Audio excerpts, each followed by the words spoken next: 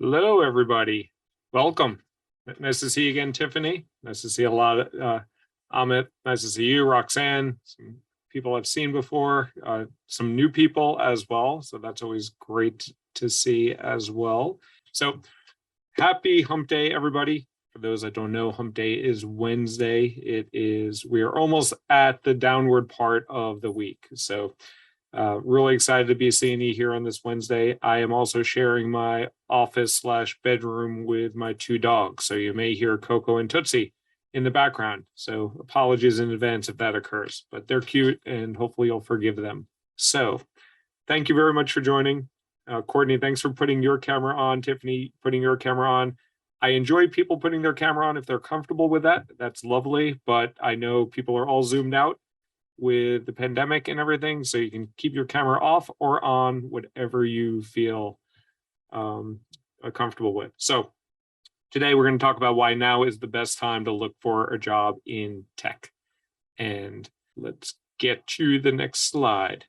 So what we'll be covering today is why tech's the right place. We're going to be talking about why it's the right time, understanding tech recruiting, more importantly, how to accelerate your career. Less importantly, but as a resource to you, how Kadima can help. And then we'll open it up to questions at the end. And there is a prize for the person that asks the best question subjectively as measured by me. So we'll talk about that later in the presentation. So we talked about, we use this process a lot while I worked at Google, and Salesforce was a big thing. Bluff. I don't know if anyone's heard of this. Bottom line up front, when I was conveying information to senior leaders, they just wanted to know the deal. So I'm going to tell you what the deal is. I speak to people all the time, and I speak to highly talented professionals all the time. And what I hear consistently is people are underpaid and they are stuck in their job. If you think about when was the last time that you received a substantial raise, I'm not talking about the 3% or 4% increase for merit increase, but really substantial change in your compensation. When was that?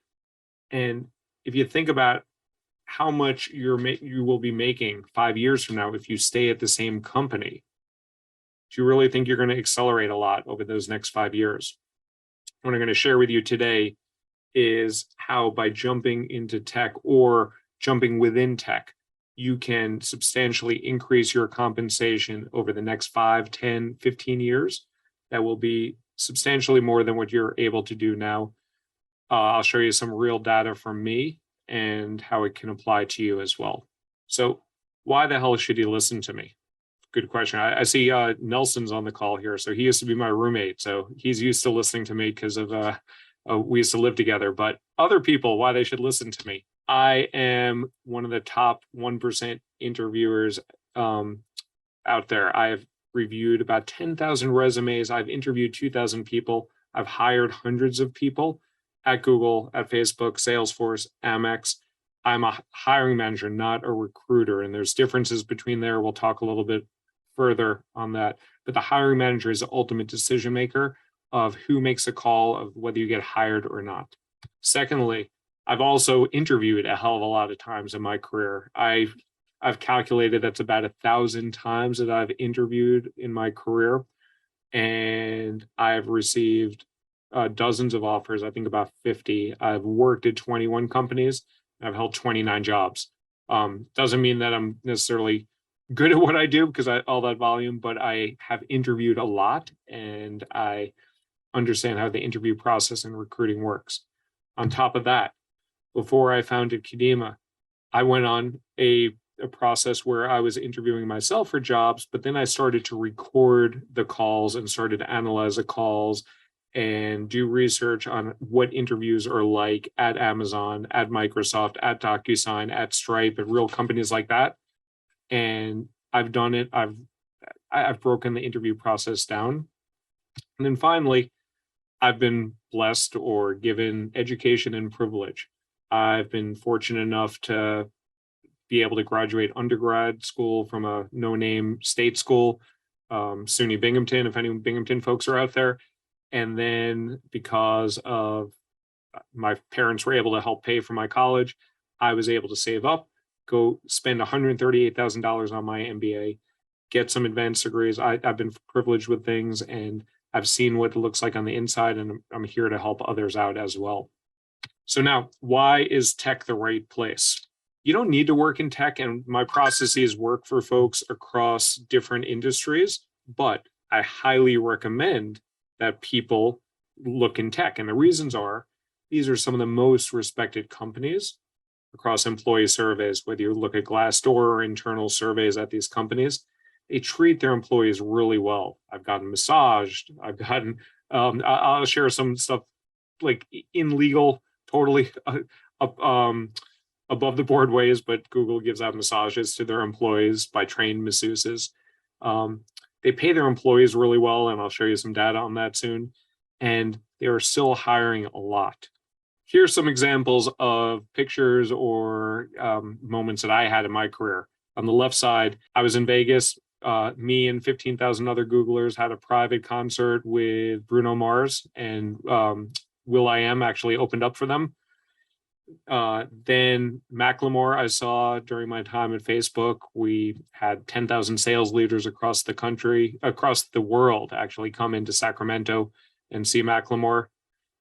Saw Cory Booker speak, amazing speaker. This was before he was state senator. It was while he was still mayor of New Jersey. And I saw Deepak Chopra speak, and he's actually terrible. Sorry if I'm insulting anyone there, but I got access to all of that just for being in these companies.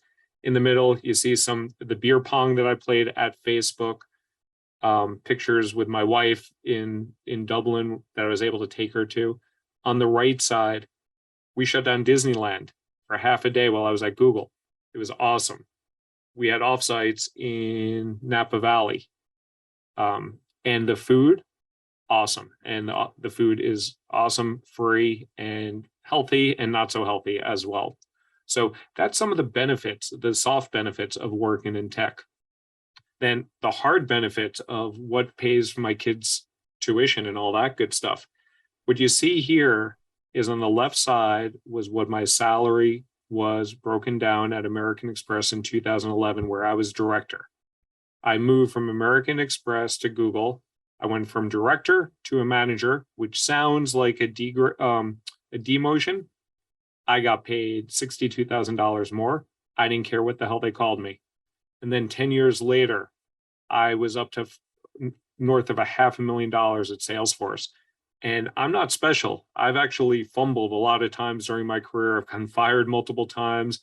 I've made my mistakes over the course of my career, but there is real money to be made here doing basically what I was doing at American Express, marketing operations, working cross-functionally. I was doing essentially the same stuff at Google, getting paid more, wearing jeans, and eating awesome food. So to give you a little bit more reality here, there is real information out there. There's data that is collected about companies about their median salaries. And median, in the case of Google, for instance, there's 160,000 employees there.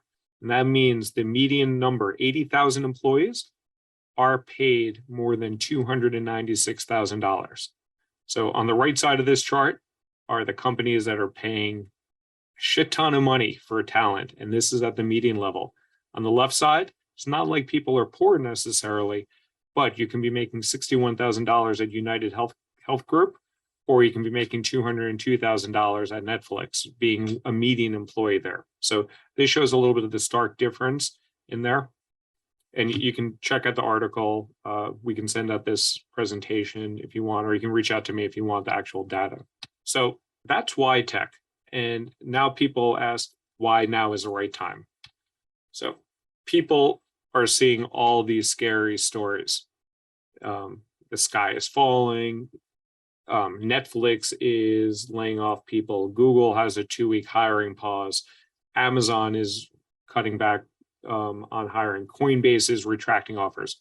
That news is real, but it's also extremely overblown. If anyone's worked in the publishing or media industry, these organizations exist to draw attention, and these scary headlines draw attention. But make no doubt, there are less roles out there. The job opportunities are tighter now, but there is still ample opportunity. There, and here's some more data to support that. There are lots of jobs available. So every week I have my son Jonah track the top 100 companies that we follow at Kadima. There are 440,000 open jobs at those companies. It went down by about 6,000 last week, but it is still a healthy number. And the median number of jobs at these companies are 900 plus jobs available at these companies. I'm working with clients every day that are getting great jobs. And here are just some of the companies that clients have received offers from and are now at. And then the other thing that I won't go into it so much in depth here, but if you haven't heard of restricted stock units or RSUs, these are shares of the company that the top tech companies pay you. And the fact that the share price is deflated now, that means you will get more shares. So there are lots of reasons why now is a fantastic time to be looking in the tech space. And if you're looking for those top 100 companies, you can take a screenshot here, or you can go to our website there and you can download that for free, the top 100 target companies that we recommend. So another reason why the best time to look is now is that the Chinese proverb says the best time to plant a tree was today. Was 20 years ago. I can't read. The second best time is now. And similarly with the job search, an effective job search takes time. It takes about 3 to 6 months. On average, Kadima clients, it takes 3.8 months. So the best time to look was 6 months ago. Go back to January and reverse time. And if you're Michael J. Fox in Back to the Future, go ahead and do that. That being said, most people cannot do that. So the next best time is now. And realize that it's going to take you 3 to 6 months to get that job typically. And another good reason to start your search now. We're in August.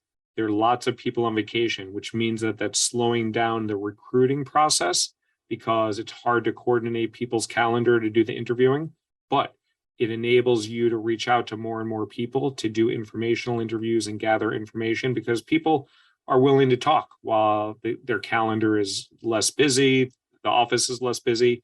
Maybe they'll even talk to you while they're on vacation, just give you a phone call. So building that network in the summer is really helpful to yield the harvest of interviews in the fall. I'm going to explain to some folks of how top tech companies recruit so that if you get this inside information, then you can use it to your advantage to get more interviews, offers, and money. This is what the job search funnel looks at top tech companies. When I was a hiring manager, I would talk to a recruiter and scope out a role.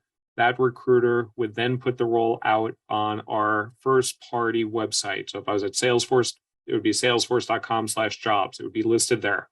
We'd put it out there for a couple of weeks.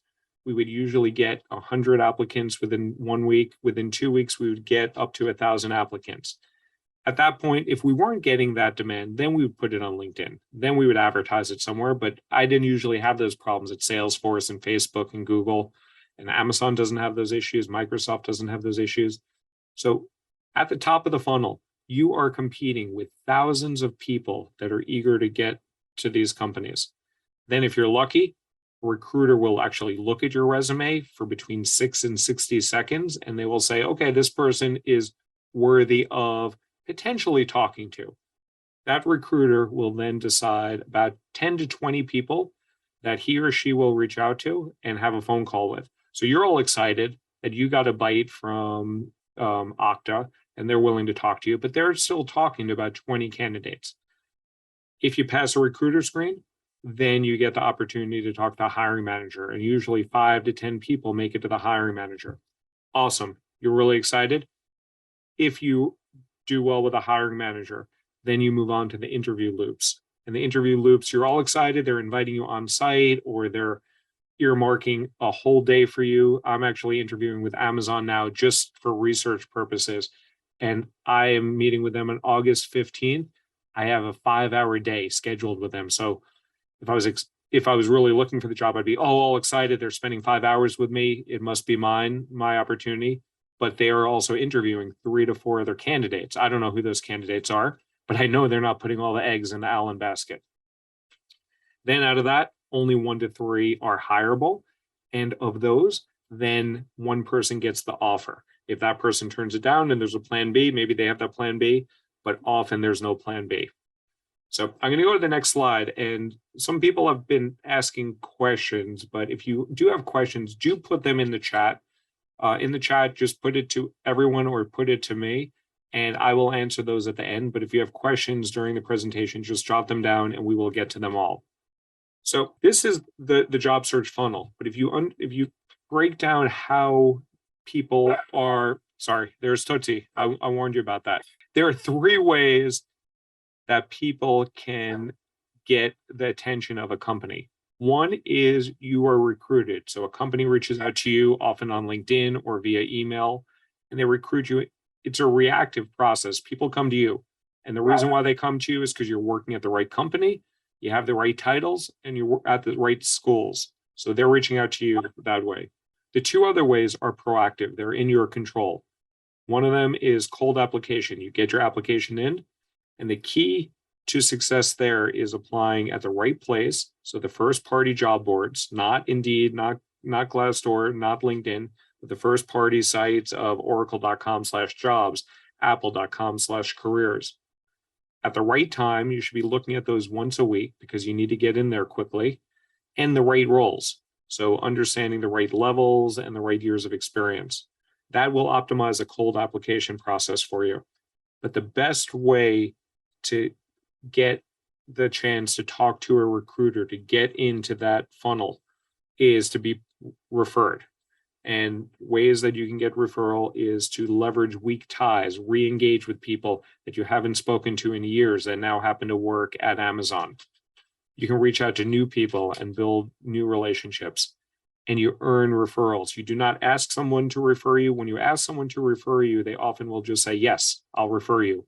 And then when it comes down to it, they may or may not refer you, and they will refer you with a certain tag, which these companies have, of, do you know this person personally? Do you know this person professionally? Or is this just a courtesy referral? And those go down 3 different channels. And all the companies I've worked with have had a similar sort of policy on referrals. So you want to earn those so that someone is putting an authentic, valuable referral for you. So talked about that. Now let me talk about the 3 stages of the interview. First one, recruiter screen. And we talked about that with the funnel, but the recruiter is asking you a couple of pieces of information. They're assessing, are you a good fit with your requirements for the role? And are you worth talking to the hiring manager? And they will talk about compensation sometimes. Do not reveal your compensation numbers at that stage. It will almost always serve to hurt you if you talk about your comp at that stage. The second stage, if you do well with a recruiter, they will pass you on to the hiring manager. And people in academia, about 80% of people go from the recruiter screen to the hiring manager screen. That's not typical numbers, but if you're prepared for the recruiter screen, it's not that challenging to get past if you're prepared and plan for it. With the hiring manager, they are assessing your subject matter expertise. We called it SME. Some companies call it RRK, role-related knowledge. Google calls it that. And they're saying, this is the hiring manager that's going to be leading and managing you. Is Jonathan a decent dude that I can manage? Is Roxanne someone that I feel comfortable being able to lead? So that's what the hiring manager assessment is doing. And then it's a binary outcome. You either move on to the loops, the next stage, or you don't. The next stage are the loops, or also known as on-sites or virtual on-sites now. These are often behavioral-based questions, sometimes case questions, but not the McKinsey-type case questions, but more applicable to the particular role. And there's usually 4 interviews of 45 minutes in duration. And you'll often see the hiring manager again during that cycle. And the hiring manager will be probing on some different areas than they did in stage 2. So these are the general 3 stages of interviews. Sometimes you have a presentation, sometimes there's a panel interview, but with all my research, all my experience, this happens in about 90-95% of interviews. Then in each of those stages of interviews, there's 4 phases of the interview, and it's really important to get in the head of the interviewer because you are trying to influence that interviewer to give you a thumbs up rather than a thumbs down at the end of that process. And the way that you break down the interview, first one, You got to build rapport with the person. Talk about weather. Do a little research about them. If you know that they're into kids sports, you can talk about how you're into kids sports.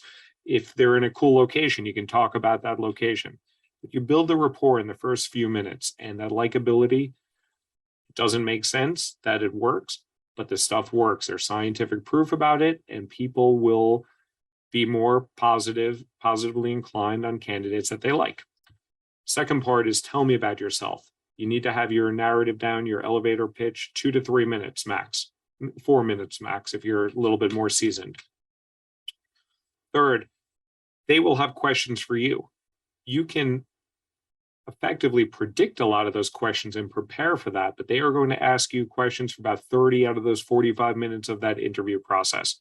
So you prepare and you don't get surprised at that stage.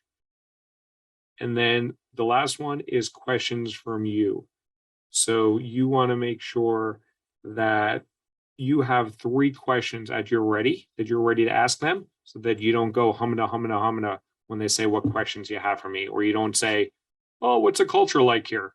That's like a softball answer. You want to ask a little bit more effective and insightful questions about the role, about the company, about the decision of that employee, how you're working with that employee, and so forth.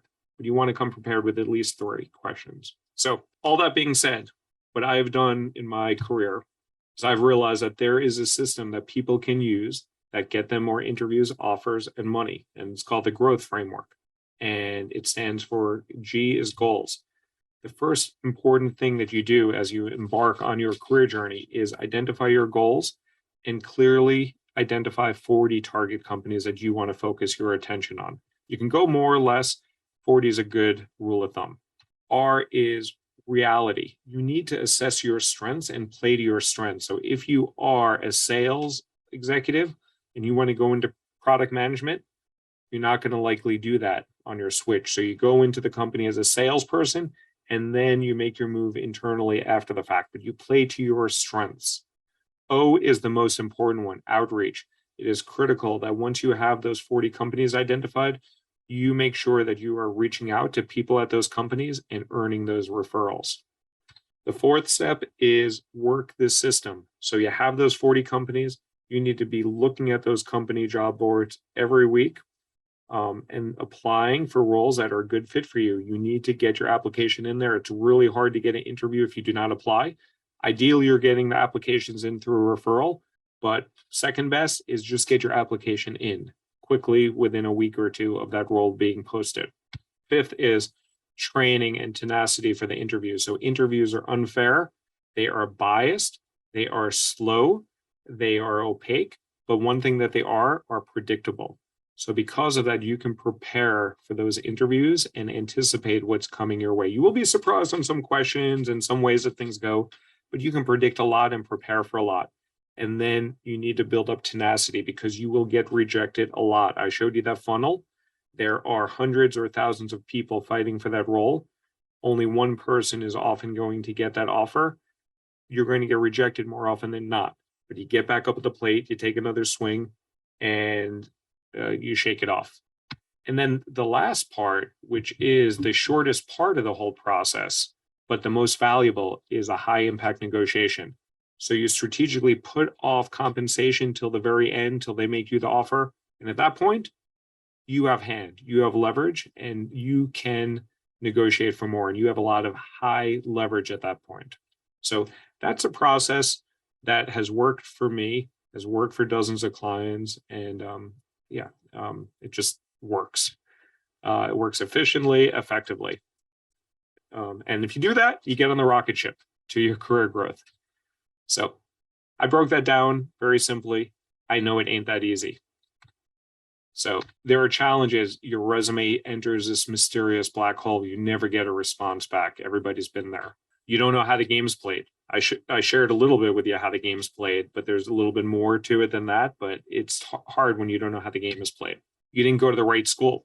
It's hard if you're not at the right school. It's not impossible, but it's more challenging. You have been rejected from countless interviews. It eats you up. It's painful. It's rejecting. You got to shake it off. It happens to everybody. I think I've been rejected 950 times in my career. The last search was 295 times. Next, you don't know how much you're worth. A lot of people are fearful of even attempting to look for a job because they don't even know what to ask for. And all these things hold people back and create obstacles. So how Kadima helps. So first off, a little bit about Kadima. We're on a mission. Kadima is a word that a friend of mine helped me come up with for the company. Kadima is a Hebrew word which means accelerate. And what we're trying to do is accelerate people's careers. And I'm aiming big. I'm aiming for 1 million careers by 2040. So that's why I'm working harder than I've ever worked. We're focused specifically on underrepresented, underestimated, underpaid talent because these companies are talking a big game about diversity and inclusion, and they're really not walking the walk. But I fundamentally believe that everybody should have the opportunity and the chance to get these opportunities. And so I help those individuals most, but I don't discriminate against pasty white dudes like myself. Third, to date, we've helped dozens of people land great roles. We're at $3.1 million incremental annual compensation for people and getting them jobs within 16 weeks, 3.8 months. And the average increase in annual comp is $98,000. And yeah, so that's a mission we're on and some of the results we're delivering. So with Kadima, we provide you methods that earn you those referrals that you need. We provide you with a specific guidance about when, where, and how to apply for the roles, what sort of roles to apply for. And we scrape through all the bullshit of cover letters, which do not work, costly certifications, which are a waste of money, difficult decisions about going back to school. It often is not the right decision, and things that just simply do not work. In addition to those numbers I showed before, here are some real results from real people that we recently helped get into Amazon. We helped Brittany get into Apple. She was actually went from Georgia Pacific to Supernatural, which is a company that is getting acquired by Meta. And then she got poached, or she got recruited by Apple, and then we got her to Apple. Aniel went from consulting to Facebook, or it was Facebook at the time, now Meta. And then someone who doesn't want to disclose his name went from Genpact to Microsoft to Google, and went from $250,000 to $688,000. So what Kadima offers, we offer 3 different things. One-on-one coaching. So there's personalized coaching, working with me, unlimited access to me, and we work on a customized plan to get you more interviews, offers, and money. Not everybody likes that. Some people like to do it self-paced. The one-on-one coaching is our most costly offering as well. It's a customized approach. People that don't want to invest that money or prefer self-paced online learning, we have an online course that people can follow, and it shares all the information, insights, templates. And then finally, if you just want to reach out to us when you have an offer in hand and you know that it's not the most that you can get, reach out to us. We give free second opinions. If I can't get you more than $10,000, we don't charge you a dime. So that's what Kadima offers. If you're still figuring out what your career goals are and how to get there, we have a new offering called Career Clarity Consultation. So the step 1 is we'll tell you how to do this. You book time with me for a career clarity call. We will send you a questionnaire with some information that helps me to help you. Then we'll chat for 45 minutes and we'll explore what the best way is for you to be efficient and effective with your job search. And I'll offer you personalized advice, action steps, at least 3 strategies that you can implement right away. And for people that are joining this webinar, either live or on video, special offer, we usually charge $250 for this.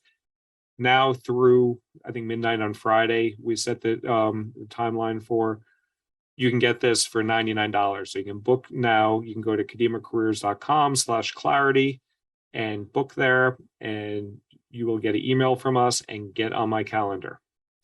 So that's what I got for you.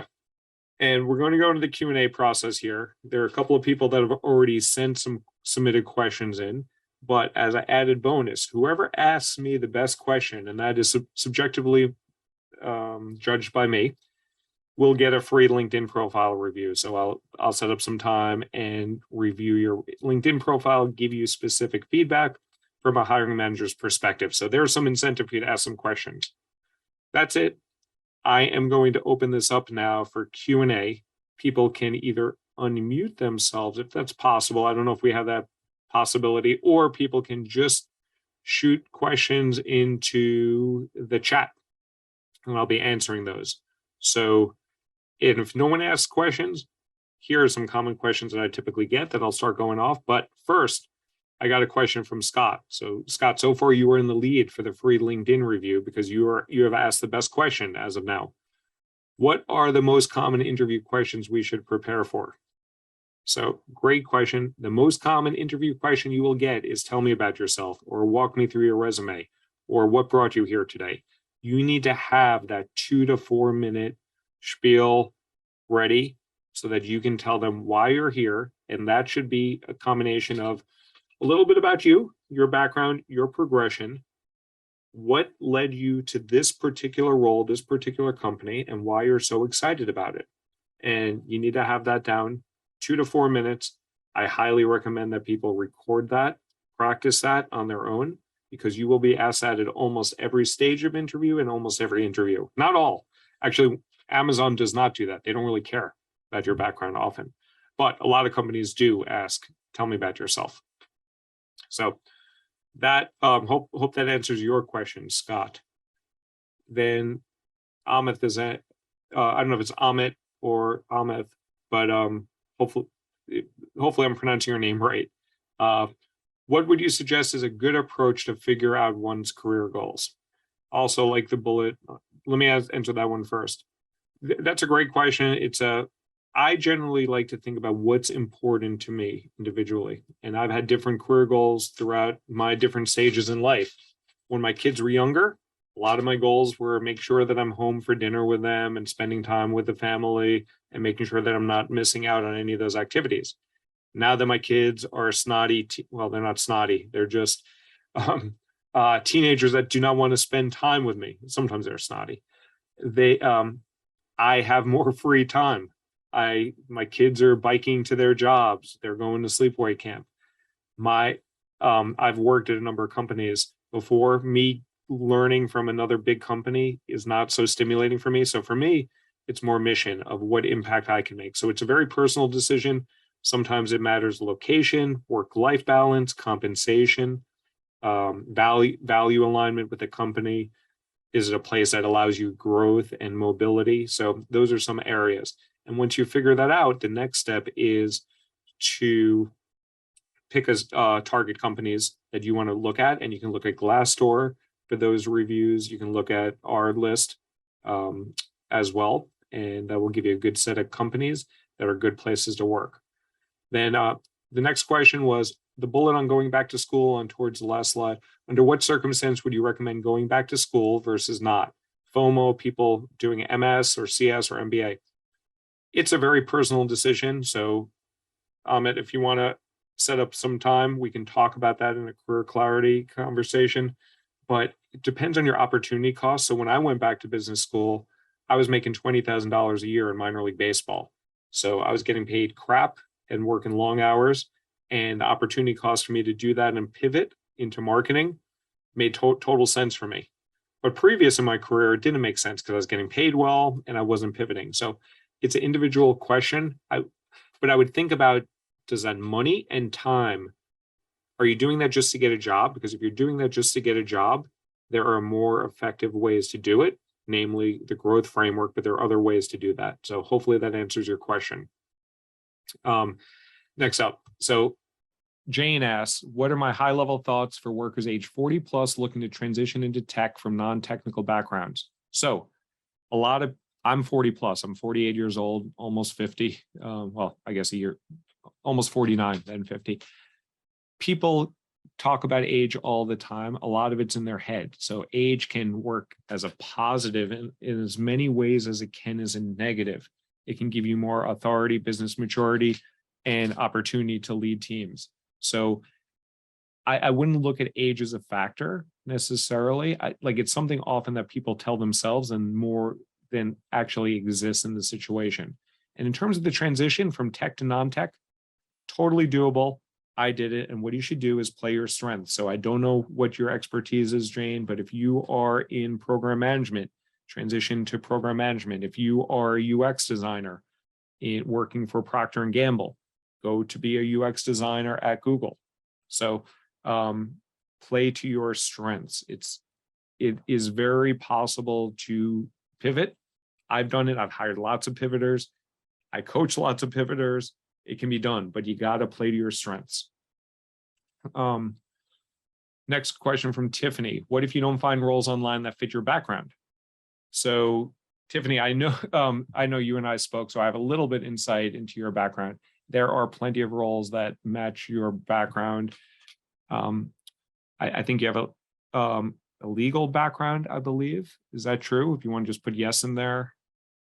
And I talked to a lot of people. What? Finance and strategy. Finance and strategy. Sorry about that, Tiffany. So finance and strategy, there are tons of roles, FP&A roles, finance planning and analytics roles, strat ops roles, strategy and operations, and roles like that. So if you're not finding those roles, I would first look at what LinkedIn is. Sometimes LinkedIn's algorithm posts up some roles that say, oh, you're in the top 18% of this role.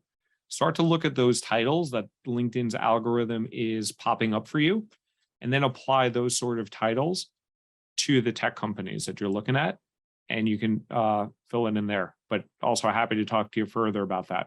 So hopefully that answers your questions there. But yes, your background is totally transferable to tech. They have finance aspects, they have strategy aspects. These tech companies, only 1/3 of the roles are truly technical, like software engineers. 2/3 of the roles are finance, marketing, sales, operations, business development, customer success. I lived in that 2/3. So I'm telling you that there's plenty of opportunity there in the 2/3. Scott asked me, as I mentioned, I interviewed a ton of people. What makes someone really stand out? Great question. They answer the questions. So people don't always answer the questions. They can articulate and communicate effectively. They can back it up with some sort of credibility, some sort of element to prove that they've actually done it. And they ask good questions. And even better if they follow up with a thank you. Most people do not follow up with a thank you, but that makes someone stand out to me. Only about 5 or 10% of candidates I've interviewed even send a thank you note. I'm not talking about a handwritten one, which is a pain in the ass to do, but even just an email or connecting with me on LinkedIn, it's less than 10% of people that do that. So that will not win you the interview, but that will at least demonstrate that you care and put in a little effort. Jason's asking, he's at the leadership executive level, really having trouble getting the resume, getting past the resume black hole as a diverse candidate, despite everyone having DEI goals. I've had my resume professionally redone and I'm well qualified for the roles, but my network only goes so far. And despite the hype, a lot of companies are looking for local only candidates. Do I need an MBA? Do I need to move? First off, you do not need an MBA from what you said there. There might be other reasons that you need an MBA. You do not need an MBA because of anything you said there. These companies are talking a big game about DEI, but they're not taking the action. They're being very lazy. And if you go back to that slide of remembering where, let me call that slide up here for a second. If you look at how resumes come in to the companies, recruited actively, unless you are at a company or that they want and have titles and schools in your background that they want, they are not going to actively reach out to you. So then you're up to cold applying and being referred. So the referrals is extremely biased because white people happen to know more white people than black people, and Asian people know more Asian people than black people, and so on and so forth. So unless you proactively build those bridges, you are going to be at a disadvantage in the referral bucket, which leads to a lot of opportunity. And then the cold application process, if you don't know how the system works, you don't get your application in quickly enough, you're not going to be considered. So the MBA is not the answer. MBAs can be part of the answer, but typically it's and I'm someone who spent $138,000 on mine and I got a lot of value out of mine, it's not always the right answer for people. So, and Jason, happy to talk to you specifically about your situation. Let's see, next question. Niraj is asking, what's the best way to build rapport with an interviewer, especially if not much information is available of that person on the internet or social media? Great question. Usually, most companies will share their LinkedIn profile before you interview with them. I'm interviewing with Amazon now. They are not sharing that information with me. So I think that's bullshit, but that's how they choose to roll. So, but most companies will give you their LinkedIn profile, especially if you ask for it. So if you get that, then you can find out a little bit about the interviewer. If not, what you can do is start to make some just general small talk of, hey, where are you calling? Like, where are you calling in from? Because most interviews are remote at this point.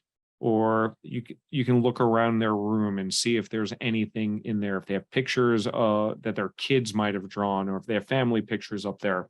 If you allude to that, anything to do small talk to get over there. But ideally you can research a little bit. You can look at where the person is from, their location, how long they've been at the company, their title, to start to develop some small talk that way. And you can look at, if you do get their name and you do not get their LinkedIn profile, you can look at them on LinkedIn. You can look at them on Facebook or Twitter or TikTok or whatever, and don't stalk them. But if you see that they happen to be a big wine connoisseur, you might want to bring up that if that's an interest of yours also, you can bring that up. Jason asks, any suggestions that stand out at the leadership level will be helpful. He's a program manager looking to move into strat ops and business. The leadership level, so if you mean people leadership, hopefully you've led people before. And if you have led people, think about how many people you've led, what sort of teams you've led. Are they local? Are they geographically distributed? And use that as an asset if you have led before. In terms of, if you're in program management and you're looking to move into strat ops and business, it's possible those are not so far away from each other, but the path to least resistance might be the opportunity to go into program management at these companies. And program management is a very popular, ubiquitous title that is often bastardized at some companies and not always treated the same. But if you market yourself as a program manager, it might be more effective for you to get in the door.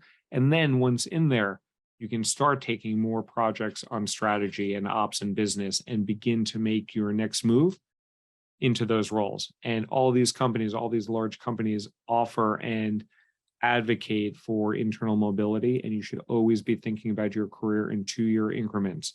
And I say within 2 years, you should be going up in terms of promotion, over in terms of functional or regional expertise, or out. And you should be thinking about your career like that. So there's lots of reasons why I give the 2 years. It could be a little bit less, a little bit more, but as a rule of thumb. So the leadership, leverage your strengths of what you've done from a leadership perspective. And in terms of pivoting, you can look strat ops business, but program management is probably your path of least resistance. Courtney asked, what are the best narratives for older applicants 50 plus coming back from a career break? It's a story that you are comfortable telling. So if you took time off to raise kids, or dealing with sick parents, or dealing with COVID, whatever your story is, I'm sure you have a good story. Just own it and be comfortable with it and say, hey, I took some time off. I had difficulty with raising a child. It was he had special needs and I had to take time off. Do something that's authentic to you. I'm sure there is some reason why you're coming back from your career break. Don't go into too much detail. Just have a story that you're comfortable with and no one will pressure test it. And yeah, just go in there confidently with your story. And yeah, even like if you were saying, hey, I got fired, how do I communicate that? That you do not tell the truth. You say, hey, I left because it was a bad toxic work environment. You don't say that you were fired. Is there an opportunity to collaborate with tech boot camps? I don't know what specifically you're asking in terms of collaborating with the tech boot camps. Alyssa, if you want to come off mute and elaborate on that. I don't know what you mean by collaborate with the boot camps. Oh, I just meant in terms of if someone went through a tech boot camp, such as Lighthouse Labs, where I work for, if they were able to go through that program and maybe connect with you and see about other job opportunities. That's what I Oh, mean oh, about collaboration. Yeah. sure. I'm happy to talk offline. You can email me. My email is Sure. alan@academiccareers.com, ALAN, academiccareers.com. Happy to talk about that. Sounds great. Thanks, Alan. Sure. Amit has a question. I cold applied for product manager roles at Amazon, got an email from AWS recruiter to chat about a product role there.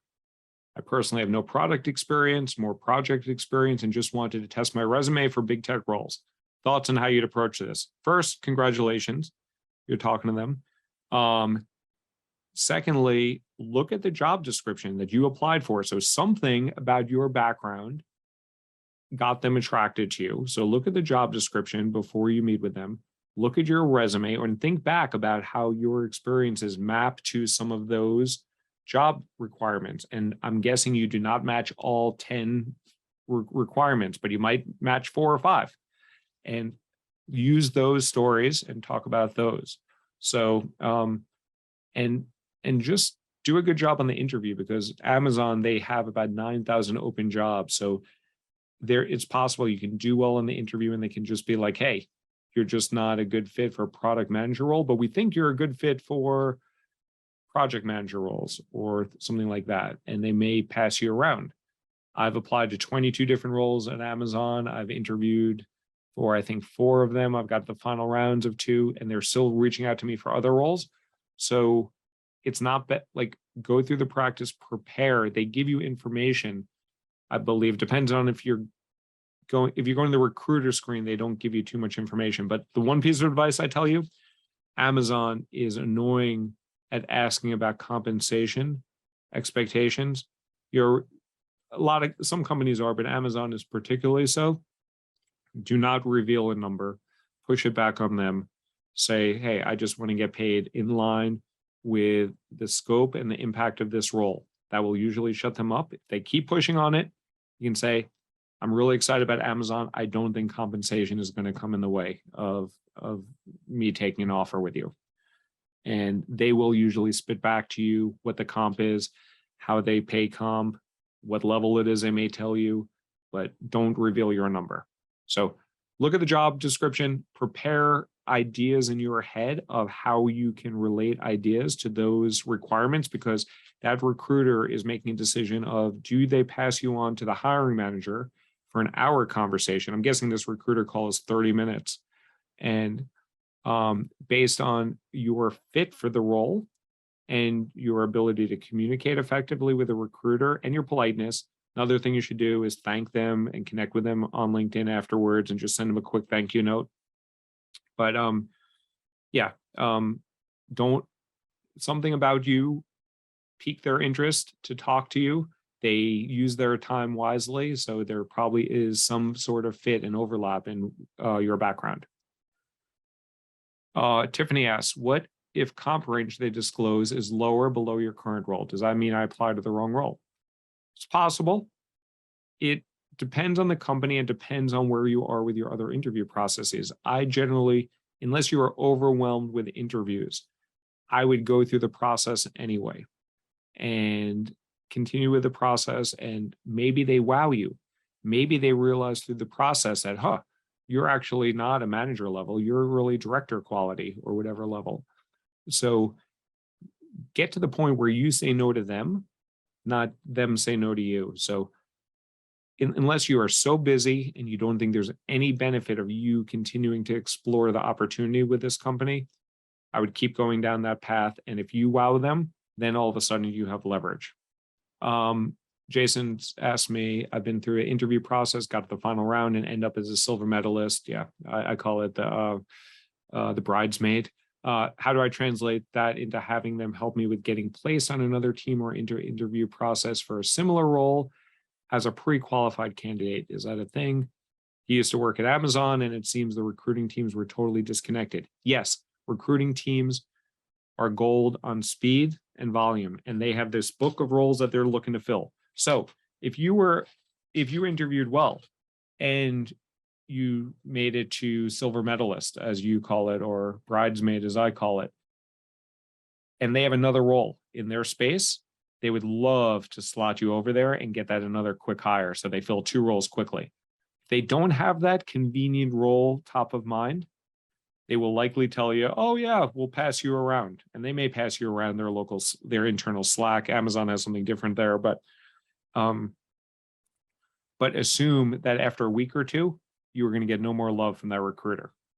And if they like you though, and if that recruiter is willing to help you, what you need to do is be proactive. So you look at that job board, and when you see a role that is available at that company, then it's a good time to reach out to the recruiter and say, hey, I saw this role here that looks like a great fit for me. Do you know anything about the role or the hiring team?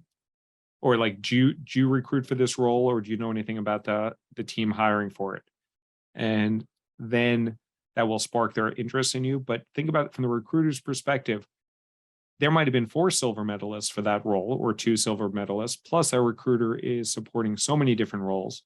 So once you are no longer a candidate for them, once you no longer help with their goals, they may help you, but you need to own your career. You need to be responsible for tracking and keeping on top of them. So hopefully that answers your question. So it might help, but Jason, what I typically say is, you own your career. So this recruiter is not going to give a shit about you. They may be nice. There might be something convenient, and there might be something that works. And sometimes that does work. It's helped me in the past that a recruiter reached out to me a few months later and said, oh, I know you interviewed really well for this role, and now we have this other role come up. But that's more the rarity than something to expect. Okay, we have 6 minutes left, and we'll just do a quick wrap up here. If people have other questions, please fill them in. But just to quickly wrap up on things, if you're still on the fence about your career and you need some more clarity about that, sign up for the career clarity call with me. It's 45 minutes. You will get 3 actionable pieces of advice, and if not, I will give your $99 back. And also, if you decide to use one of our services, either our one-on-one coaching or our online course, we also give you the $99 back. So there's no risk in that $99. And yeah, and Alyssa put that site in our chat. It's kademacareers.com/clarity. But if you do not need any more clarity, or you do not want to invest $99, you can also get some free stuff from me. Follow me on LinkedIn. I post on a daily basis, and listen to our podcast. It's the Sick Podcast. We have lots of great people in the tech sector, recruiters, hiring managers, great individuals that have overcome barriers, have been on the decision-making side, and give you great intel on how to accelerate your career. So actually, Alyssa, the link for that is sickpodcast.com, but that one also works. So we have kademacareers.com/podcast or Sick Podcast, and Sick stands for Steer Your Career with Kadema. So 5 more minutes. Any last questions? People can just shout them out or put them in the chat, or people can get 5 minutes of their day back, or 4 minutes back now. You're welcome. Lots of people have been sending me thank you. You're welcome. I hope that this was valuable for you. This stuff works. I can tell you from my experience, from experience with clients. If you get nothing else out of this, you can also go to our website and download the growth framework. We talk more about this. You can go to our website and download this free resource. It's like a 19-page PDF that tells you how to do, and don't worry, you don't have to read so much. There's lots of pictures there, but there's a PDF there as well. Cool. And yes, I need to look through this chat. Alyssa's going to give me the chat. I have a predisposition of which question I'm leaning towards now, who's going to get the LinkedIn review, but I don't want to be influenced by my emotions right now quickly here, but I'll get back to people by the end of the week on that. And Roxanne, thanks. Appreciate it. Appreciate seeing you again, or virtually. You don't have your camera on, but and yeah, Tiffany, you're welcome. Thank you, everybody. And Nelson, I'll speak to you soon. And Melanie says hi. Cool. Okay, everybody. Don't forget, you own your career. We help accelerate it, and have an awesome day and get paid what you deserve. Bye-bye.